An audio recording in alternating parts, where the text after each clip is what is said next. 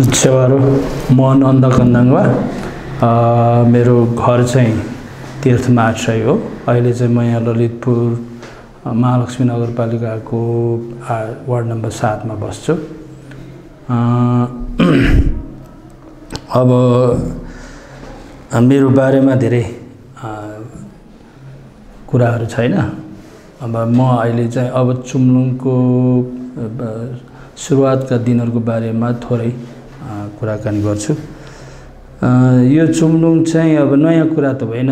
चुम्लुङ त धेरै अगाडिदेखि नै यो गठन भइआएको नै हो। हाम्रा पूर्वजहरूले हाम्रा पूर्वजहरूले चाहिँ धेरै अगाडि नै चुम्लुङहरू गठन गरे र त्यो एउटा सर्टेन समयसम्म चाहिँ ती चुम्लुङहरू चले। तर बिचमा आएर यो चुम्लुङहरूले धेरै फङ्सन गर्न सकेन, तिनीहरू निष्क्रिय भए र अब यो चाहिँ हामी खास गरिकन 2046 साल भाद्र 17 गते यसको स्थापना भएको थियो। तर त्यो स्थापनाको समयमा चाहिँ हामीलाई यो चुम्लुङ बनाउनु पर्छ भन्ने कुरा चाहिँ 2-3 वटा कुराहरूले हामीलाई अलिकति घचघचायो। पहिलो कुरा चाहिँ के छ भने इतिहासको कुरा भयो हैन। इतिहासमा चाहिँ अब यस्ता चुम्लुङहरू रहे र हाम्रा चाहिँ के छ भने पृथ्वीनारायण शाहसँगको 1831 को लालमोहर सन्धि रहनेखेरि त्यसले चाहिँ हाम्रो भूमिलाई सुनिश्चित गरेको कुरा र क्रमशः त्यसलाई खोसिँदै गएर 2021 को भूमियन र 2025 मा त्यही भूमियनलाई परिमार्जन अर्थात् संशोधन गरेर हाम्रो भूमिहरू चाहिँ त्यो भूमि भनेको चाहिँ किपट भूमि। किपट चाहिँ पछि डिस्टोर्टेड वर्ड हो र त्यो चाहिँ हाम्रो एन्सेस्ट्रल ल्यान्ड हो, ट्रेडिसनल ल्यान्ड पनि भन्छ, कस्टमरी ल्यान्ड पनि भन्छ। त्यो कस्टमरी ल्यान्डको रिकग्निसन हो। त्यो रिकग्निसन भएको कुरालाई बिस्तारै खोज्दै लगिसकेपछि र हामी लिम्बूहरू अलिकति त्यसबारेमा धेरै कुरा उठेन कि क्या हो, कुरा उठे पनि धेरै राज्यबाट चाहिँ अलिक धेरै कसिकसा हो, दमन भयो कि त्यसले गर्दाखेरि हामीले यो कुरालाई अगाडि बढाइरहनु पर्ने हुन्छ। लिम्बूहरूको अस्तित्व, लिम्बूहरूको भाषा लिपि प्लस लिम्बूहरूको यो भूमि सम्बन्धीको सवालमा चाहिँ हामीले काम गर्नुपर्छ, अगाडि बढ्नुपर्छ भन्ने खालको कुराले काम गर्यो। दोस्रो कुरा चाहिँ यो विभिन्न पोलिटिकल पार्टिजहरूले पञ्चायतको विरुद्धमा चाहिँ आन्दोलनहरू गर्ने र एउटा निर्णायक आन्दोलन गर्ने अवस्थामा गइरहेको थियो। पोलिटिकल सिचुएसन त्यस्तो थियो। त्यो पोलिटिकल सिचुएसनमा हामीले पनि केही गर्नुपर्छ र त्यो पोलिटिकल सिचुएसनको कारणले गर्दाखेरि हामीले पनि एउटा यही मौकामा हामी अगाडि बढ्न सक्यो भने सायद हामी चाहिँ एउटा टुङ्गो र कामयाबी हुन सक्छौँ भन्ने थियो। त्यसले गर्दाखेरि हामीले के प्रयत्न गर्यौँ भनेदेखि धेरै अगाडिदेखि प्रयत्न गर्यौँ चुम्लुङ यो याक्थुङ चुम्लुङ गठन गर्नको लागि र तर त्यसमा हामी 1-2 चोटिको प्रयत्नहरू हाम्रा चाहिँ गठन गरेर पनि केही अरू नाममा गठन गरिएको थियो। त्यो गठन गरेर पनि हामी सफल हुन सकेनौँ, त्यो निष्क्रिय भयो र त्यसै भाद्र 17 गते 2046 सालमा हामीले गठन गरेको यो किराँत याक्थुङ चुम्लुङ, यो चाहिँ किराँत याक्थुङ चुम्लुङको नाममा गठन गरिएको थियो। त्यो चाहिँ अब हामीले अलिकति दिगो रूपमा लान सफल भयौँ र अहिलेसम्म त्यही चुम्लुङ जीवित रहेको छ र त्यसले काम पनि गरिरहेको छ। अब त्यो सन्दर्भमा चाहिँ हामीसँग धेरै चुनौतीहरू त रहने नै भए। त्यस बेलाको परिस्थिति के थियो भनेदेखि यस्तो जातीय हिसाबका गतिविधिहरू सवालहरू उठाउनु चाहिँ त्यस बेला अपराध जस्तो मानिन्थ्यो। त्यो नै पञ्चायत काल थियो। पञ्चायत कालमा चाहिँ यस्ता कुराहरूलाई निषेध गरिएको थियो। त्यसलाई चाहिँ अर्कै नजरले हेरिन्थ्यो, साम्प्रदायिक गतिविधिको रूपमा हेरिन्थ्यो र त्यो धेरै चुनौतीपूर्ण थियो। हामीले कहीँ पनि भाषाको कुरा गर्दा शुद्ध के भने साम्प्रदायिक चार्ज लाग्थ्यो। त्यसैले एकदमै यस्तो परिस्थिति थियो कि त्यो यति प्रतिकूल थियो। त्यस्तो प्रतिकूल अवस्थामा हामीले साहस चाहिँ गऱ्यौँ, तर हामीलाई धेरै ठुलो चुनौतीहरू आइलागे। साम्प्रदायिक के अरे हामीलाई चार्जहरू लाग्यो, जातीय काम गर्नेहरू जातिवादी भनेर हामीलाई चाहिँ त्यस्तो चार्ज पनि लाग्यो। तर ती सबैलाई हामीले हेरेर यो चाहिँ चुम्लुङलाई अगाडि बढाउने काम गऱ्यौँ र अब यसको गठन प्रक्रियामा चाहिँ हामीले लामो समयदेखि छलफल गरेर छलफल गरेर हामी चाहिँ लास्टमा त्यो भदौ 17 गतेमा हामी भेला पनि भयौँ र भेला भएर हामीले त्यो एउटा संस्था बनाउन चाहिँ सफल भयो भनौँ। त्यो घोषणा गरियो र त्यो घोषणा गर्दाखेरि किन अहिलेको सन्दर्भमा 2-3वटा कुराहरू चाहिँ उल्लेख गर्नुपर्छ होला। जस्तो किराँत याकथुम चुम्लुङ भनेर किराँत किन लेख्यो, किन भनियो, अहिलेको विवाद चाहिँ त्यसमा धेरै केन्द्रित पनि भएको छ होइन। त्यसबेला हामीले लामै छलफल गऱ्यौँ। त्यसमा हामीले छलफलै नगरिकन स्वाट राखेको पनि होइन र हाम्रो बुझाइ के थियो भने त्यसबेला किराँत भनेको चाहिँ समग्र यो अब नाम जसले जेसुकै दिए तापनि यो चेप्टो अनुहार र चिम्सो आँखा भएका एउटा फिजिकल स्ट्रक्चरको आधारमा होइन, संरचनाको हिसाबमा चाहिँ आर्यनहरूले हामीलाई किराँत भनेका हुन्। अब किराँतमा उहाँहरूले के अरे आर्यनहरूले भन्दाखेरि विभिन्न अर्थ लाग्ने भए तापनि यसको आइडेन्टिटी चाहिँ किराँत भयो। त्यस हुनाले यो एउटा ठुलो समूह हो होइन। ठुलो समूह भएको हिसाबले त्यो भित्रको एउटा हामी पार्ट हौँ भन्नलाई जनाउनको लागि अगाडि किराँत पनि राखौँ भन्ने खालको कुरा भयो। त्यसनाले किराँत याकथुङ त हामी अब पहिला हामीले लिम्बू भनेर एउटा संस्था योभन्दा अगाडि लिम्बू फोरम भन्ने त्योभन्दा अगाडि प्रयत्न गरिएको थियो, तर त्यो निष्क्रिय भयो, त्यसले काम गरेन। त्यसैले लिम्बू चाहिँ हामीले फेरि छलफल पछाडि अब याकथुङै भनौँ, यो संस्थाको नाम याकथुङै राखौँ। चुम्लुङ त हाम्रो चाहिँ सभा सम्मेलन यस्तो बैठक संस्था भन्दाखेरि पनि प्रयोग गरिने भएको हुनाले किन याकथुङ चुम्लुङ राखौँ भन्ने खालको कुरा चाहिँ भयो। त्यसमा धेरै लामै छलफल भएको छ। लामै छलफल पछाडिको निष्कर्षमा आइपुगेका हौँ। अनि त्योदेखि बाहेक अर्को एउटा के छ भनेदेखि यसको लोगो कसरी बनाउने भन्ने कुरा पनि आयो होइन। लोगो चाहिँ हाम्रो त्यस बेलामा हाम्रो यो फिल्म डाइरेक्टर हाम्रो प्रताप सुब्बा हुनुहुन्थ्यो। प्रताप सुब्बा पनि त्यहाँ सहभागी हुनुभएको हुनाले एक्टिभ हुनुहुन्थ्यो त्यस बेला र उहाँले चाहिँ हाम्रो धेरै अल्टरनेटिभ कुराहरू आए, वैकल्पिक कुराहरू धेरै आएका थिए। तर उहाँको प्रस्तावले चाहिँ हामी सबैलाई अलिकति के गर्यो भनेदेखि आकर्षित गर्यो भनौँ न। यो चाहिँ सेलामसाकमा राखौँ र यसको अर्थ पनि हुन्छ। पछि हाम्रो छलफल गर्दै जाँदा अरू कुराहरू निस्किन सक्छन्, तर अहिले चाहिँ योभन्दा अर्को उपयुक्त विकल्प छैन भनेर हामीले त्यसबेला त्यो निष्कर्षमा पुगेका हौँ। यसले चाहिँ अब हामीलाई आपद विपद आउने कुराहरूबाट प्रोटेक्सन गर्ने भएको हुनाले यो प्रयोग गरिनुपर्छ भन्ने कुरा भएको थियो। त्यसमा कतिपय कुराहरू चाहिँ हाम्रो त्यसबेला धेरै बहस छलफल भएर चाहिँ गरिएका कुरा थिए। त्यस हुनाले अब पहिलो त्यो 46 सालमा हामीले गठन गरिसकेपछि हामीमा एउटा के स्पिड थियो भनेदेखि यो संस्थालाई चाहिँ एकदम सशक्त र अब अति के अरे राज्यले जति हामीमाथि विभेद र अन्याय गरेको छ त्यसको विरुद्धमा काम गर्ने खालको संस्था बनाउनुपर्छ भन्ने खालको हाम्रो सोच थियो।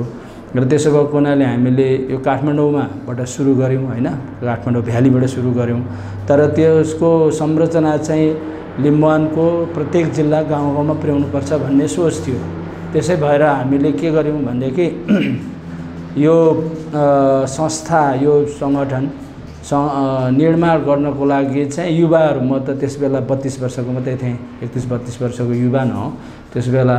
तर अब यसमा हाम्रोमा कल्चर के छ भनेदेखि संस्कार हाम्रोमा सोच के छ भनेदेखि बुढाहरू नभइकन हुँदैन, बुढाहरूका कुरा सुनिनुपर्छ होइन। बुढाहरूले नै धेरै कुराको निर्धारण गर्छन् भने हाम्रो तुम्ब्याङ प्रणाली पनि अब त्यसै कारणले तुम्ब्याङ बनिएको होला होइन, जो जान्ने बुझ्ने भएको हुनाले। त्यस हुनाले हामीले बुढो मान्छेहरू हुन आवश्यक हुन्छ। यसको चाहिँ नेतृत्व अथवा चाहिँ अध्यक्ष चाहिँ बुढाहरू नै बनाउनुपर्छ भन्ने भएको हुनाले हामीले बुढो मान्छेहरू खोजेर लामो समय पछाडि कोही तयार नभएको अवस्थामा कोही तयार भएनन् त्यसबेला।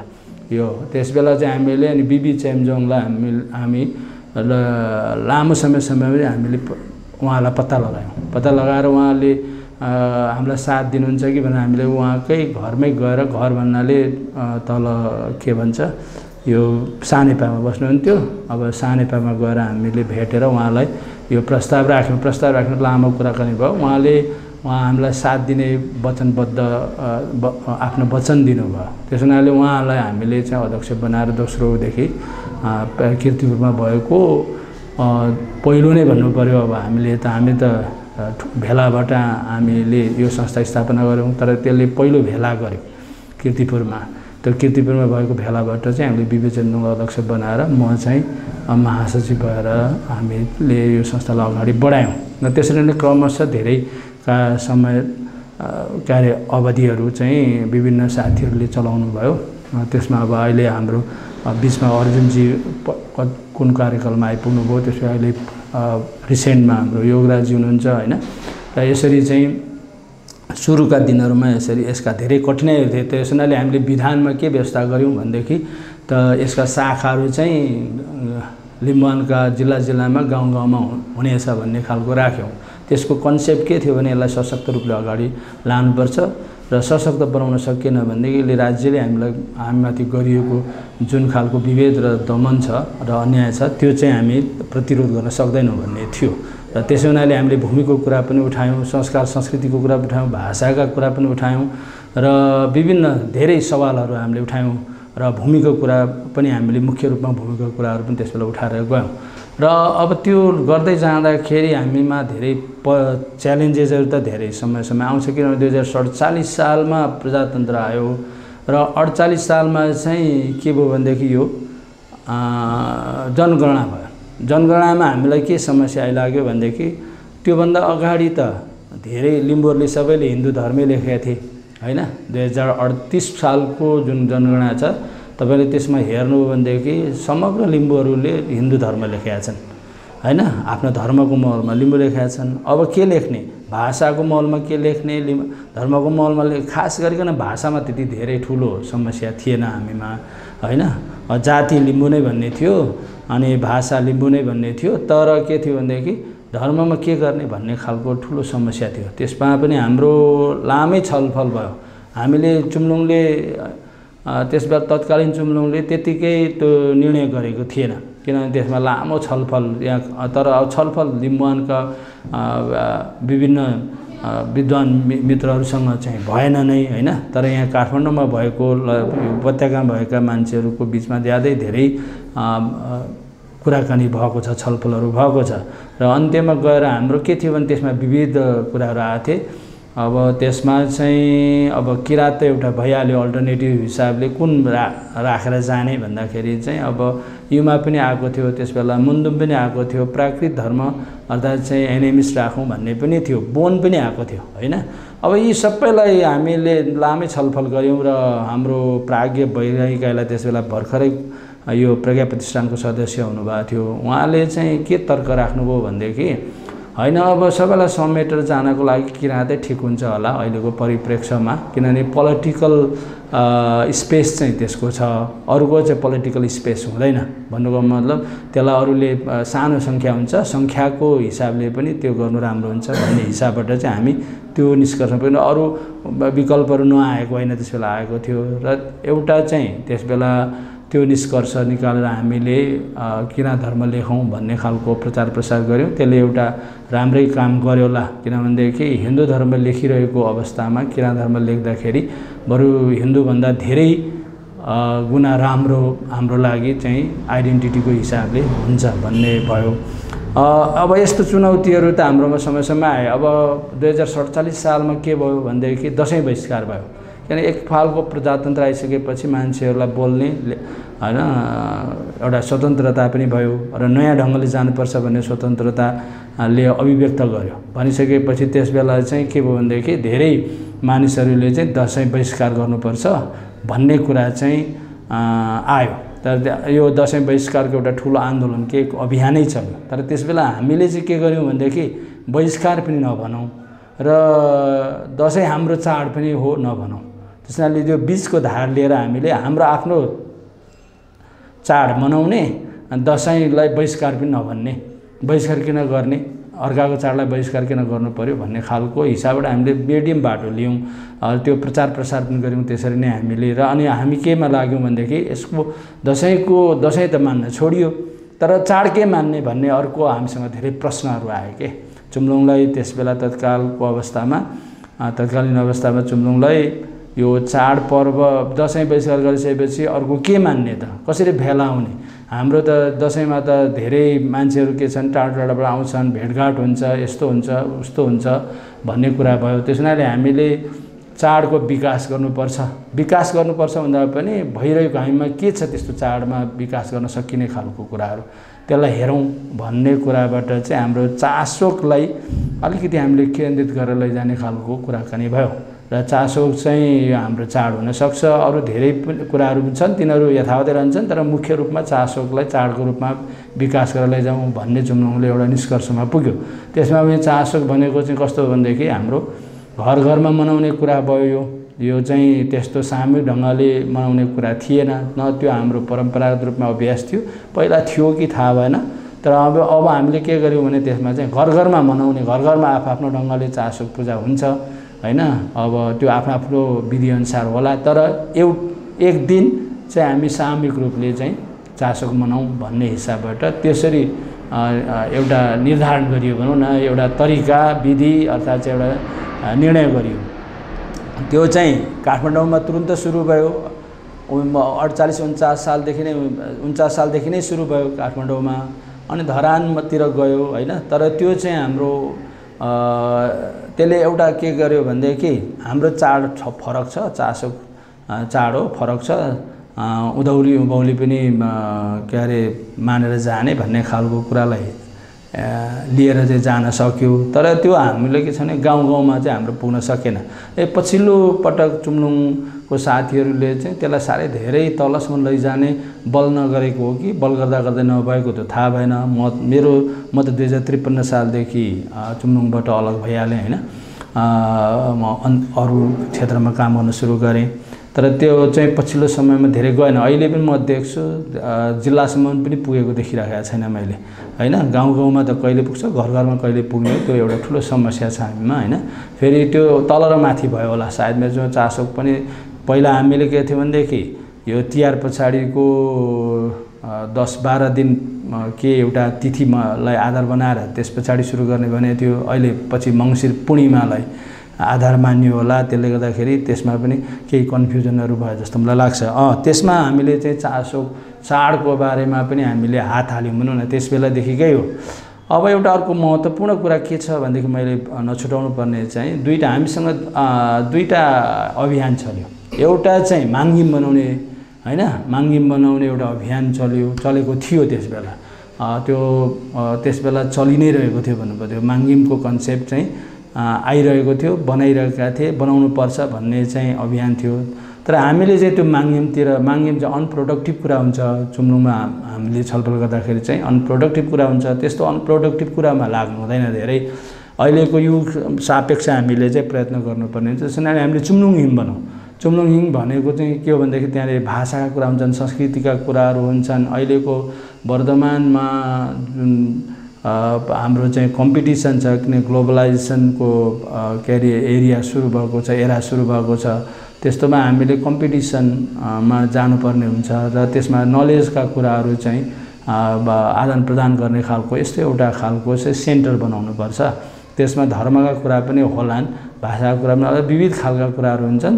त्यस हुनाले हामीले चुम्लुङ हिमको अभियानलाई त्यस बेलै सुरु गऱ्यौँ हैन। 50-51 सालतिर त हामीले त्यो सुरु गरिसकेका थियौँ। त्यति धेरै नै छोटो अवधिमा धेरै कुराहरूमा चाहिँ हामीले हाम्रो आफ्नो पोजिसनलाई क्लियर गर्न सकेका थियौँ हैन। जुनाले त्यो चाहिँ सबभन्दा पहिला चाहिँ हाम्रो कहाँ भयो भनेदेखि धरानमा भयो। धरानमा चाहिँ नगरपालिकाले हामीलाई जग्गा उपलब्ध गराउने, त्यहाँ चुम्लुङ हिम स्थापना गर्ने। अनि गाउँमा त धेरै ठाउँमा अब हाम्रा लिम्बू दाजुभाइले चाहिँ जग्गा दिएर चुम्लुङ हिमहरू स्थापना गरेको थियो। र तेह्रथुममा, खास गरिकन तेह्रथुममा चाहिँ त्यो महिला सङ्गठनले को अधीनमा रहेको जमिन, त्यो चाहिँ हामीले पछि क्याबिनेटबाट निर्णय गराएर त्यो स्थान चाहिँ त्यो बजारकै बिचमा पर्छ, त्यो प्राप्त गरेका थियौँ। र त्यहाँ हामीले चाहिँ चुम्लुङ हिम निर्माण गर्ने भनेर चाहिँ पछि अब पैसा उठाउने कुरा उठाएर सानो कत्रो बन्यो। म त्यो बेलामा चाहिँ बन्ने बेलामा त्यो डिजाइन गरिसकेर बन्ने बेलामा चाहिँ म थिइनँ। अब यो चाहिँ हाम्रो त्यस बेलादेखिकै अभियान हो चुम्लुङ हिम हैन, चुम्लुङ हिम बनाउने कुरा चाहिँ। अनि अर्को कुरा चाहिँ के छ भनेदेखि हाम्रो त्यस बेला हामीलाई अब यो हाम्रो समाज त कस्तो छ भने, समाज नभनौँ देशै कस्तो छ भने अहिले ग्लोबलाइजेसनको कारणले गर्दाखेरि अब पुँजीवादी यो बजारले हामीलाई पनि गाँजिसकेका छ। किनभने हाम्रा सबै खालका युवाहरू अहिले कहाँ गएका छन्, अब कोही चाहिँ खाडी मुलुकमा गएका होलान्, कोही चाहिँ मलेसिया, कोही जापान, कोही अमेरिका गइरहेका छन्। यो सबै के छ भनेदेखि अब यस्तो ग्लोबलाइजेसनको हामीलाई जुन आँधी थियो त्यो आँधीलाई थाम्न त हामी सक्दैनौँ, छेक्न त सक्दैनौँ, तर हामीले कसरी हाम्रो भाषा संस्कृतिहरूलाई बचाउनु पनि गाह्रो हुन्छ यस्तो ग्लोबलाइजेसनको आँधीबेहरीमा होइन। त्यस हुनाले अहिले हाम्रो रिजल्ट हेर्नु हो भनेदेखि आजभन्दा चाहिँ 30-40 वर्षको लिम्बू समाज र आजको लिम्बू समाज हेर्नुभयो भनेदेखि सायद मेरो विचारमा धेरै फरक पाउनुहुन्छ। र त्यो के को कारणले गर्दा भने ग्लोबलाइजेसनको कारणले गर्दा हो। हामीमा आएको यो विश्व त एकदम इन्टरकनेक्टेड छ नि त। अहिले त टेक्नोलोजीले गर्दा मिडियाहरू भयो होइन, इकोनोमीको कारणले गर्दाखेरि त्यस हुनाले हाम्रा चाहिँ यी जति पनि हाम्रा रैथाने भनौँ न, हाम्रा परम्परागत भाषा लिपि संस्कृतिको कुरा गर्छौँ, हाम्रा आफ्ना कुराहरू गर्छौँ, ती त बचाउन धेरै गाह्रो छ। जुनाले सँगसँगै हामीले लोकलाइजेसनको कुरामा लानुपर्छ। हामीले त्यही बेला 51-52 सालतिरै होला हामीले तेह्रथुमको एउटा राष्ट्रिय परिषदको बैठकमा यो कुरालाई अगाडि बढाएका थियौँ। त्यस हुनाले यो ग्लोबलाइजेसनले हामीलाई धेरै असर गर्नेवाला छ। हामीले लोकलाइजेसनलाई कसरी चाहिँ त्यो ग्लोबलाइजेसनलाई उपयोग गर्दै लोकलाइजेसन हाम्रो आफ्नो कुरालाई अगाडि बढाउने भन्ने कुरा पनि हामीले गरेका थियौँ। तर ती निर्णयहरू चाहिँ मान्छेले नबुझेर होला, सायद पछिल्लो समयमा आउने चुम्लुङको साथीले बुझेनन् पनि जस्तो लाग्छ मलाई होइन। त्यो किन त्यस्तो निर्णय गरियो, किन त्यस्तो कुराहरू गरियो भन्ने कुरा चाहिँ अहिले भर्खर अहिले म बेला बेला कुनै मान्छेहरूको के देख्छु भनेदेखि होइन यो बचाउनु भाषा यस्तो बचाउन सकिन्न कि के हो भन्ने निष्कर्ष निकालेको देख्छु होइन। अब त्यस बेला हामीले त्यही बेलादेखि नै अब राज्यलाई दबाब दिएर हामीले अब हाम्रो चाहिँ अटोनोमीको कुरा भनौँ न, स्वायत्तताको कुरा चाहिँ गर्न सके, स्वशासनको कुरा गर्न सकेको भएदेखि हाम्रो चाहिँ परम्परागत भूमिमा हाम्रो चाहिँ एन्सेस्ट्रल ल्यान्डकोमा चाहिँ सुनिश्चितताको कुरा गरेको कलेक्टिभ राइट्सहरूलाई हामीले त्यही बेला सुनिश्चित गर्दै लगेको भएदेखि अहिले अब यो अवस्था हुने थिएन जस्तो मलाई लाग्छ होइन। अब हुन त अझै पनि हामीसँग टाइमहरू धेरै छ, धेरै बुझेका पनि छौँ।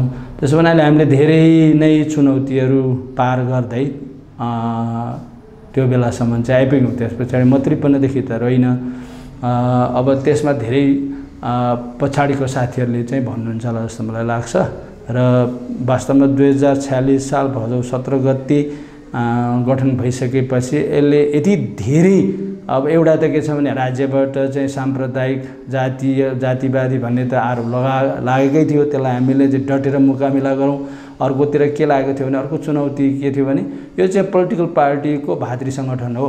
किनभने म चाहिँ त्यस बेला म माले कालको विद्यार्थी नेता होइन, अनि मैले त्यो माले भन्ने चाहिँ 41 सालमा छोडेँ। मैले त्यो पुरै छोडिदिएर अनि म चाहिँ यो हाम्रो आफ्नै कुरामा मात्रै चाहिँ लाग्ने भन्ने हिसाबबाट लागेको हुनाले मलाई मान्छेले कतिले बुझ्दाखेरि माले र कालको मान्छे मालेको नेता भनेर बुझ्ने गर्थे। त्यसले त्यो चार्ज लाग्यो। त्यसलाई हामीले म आफैले यो कसैको भातृ सङ्गठन होइन, उनीहरूले कसैले भनेको छ भनेदेखि पनि यो गलत कुरा हो र उनीहरूकै विरुद्धमा माले त्यस बेलाको माले सङ्गठन थियो नि त 47 सालमा एमाले भएको, त्यसकै विरुद्धमा पनि हामीले चाहिँ क्याम्पेनहरू गऱ्यौँ। त्यसो गर्दाखेरि यसलाई चाहिँ कस्तो भनेदेखि यो चाहिँ प्लेटफर्म हो सबैको, यो कसैको भातृ सङ्गठन होइन भन्ने हिसाबले हामीले स्थापित गर्न सफल भयौँ। धेरै त्यस्ता स्टेपमा हामीलाई त्यस्ता चुनौतीहरू आए र त्यो चुनौतीहरू बच्दै यो चाहिँ के छ भने हाम्रो यो संस्थामा आउनको लागि चाहिँ आउन जो कोही पाउँछ,